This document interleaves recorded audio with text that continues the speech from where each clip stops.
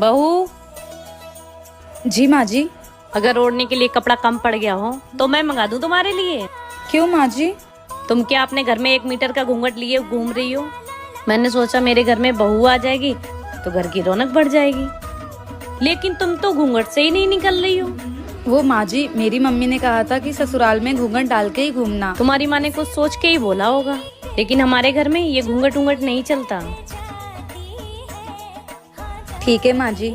अब मैं चांद जैसी बहू लेके आई हूँ तो मैं पूरे घर में चमकता हुआ देखना चाहती हूँ। माँ जी, मैंने सोचा था मेरी सास बहुत खड़ूस होगी, पर आप तो मेरी माँ से भी प्यारी हो।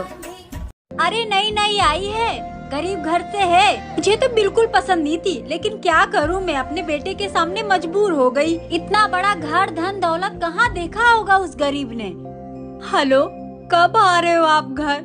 मुझे यहाँ पे अकेले कुछ अच्छा नहीं लग रहा है। क्यों, क्या हुआ? तुम इतने परेशान क्यों लग रही हो? माँ जी जब देखो तब मुझे खड़ी खोटी सुनाती रहती है, किसी के सामने कुछ भी बोल देती है वो। मैं माँ से बात करता हूँ। क्या करूँ मैं, मुझे कुछ समझ में नहीं आ रहा है। आप प्लीज जल्दी घर आ जाओ।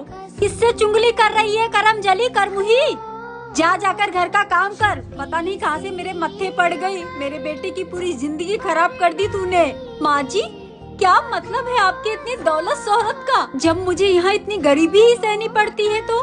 माँ जी माना मैंने कि मैं गरीब हूँ, मेरे माँ बाप गरीब हैं, लेकिन माँ जी मेरे माँ बाप के घर पे मुझे इज्जत तो मिलती थी ना।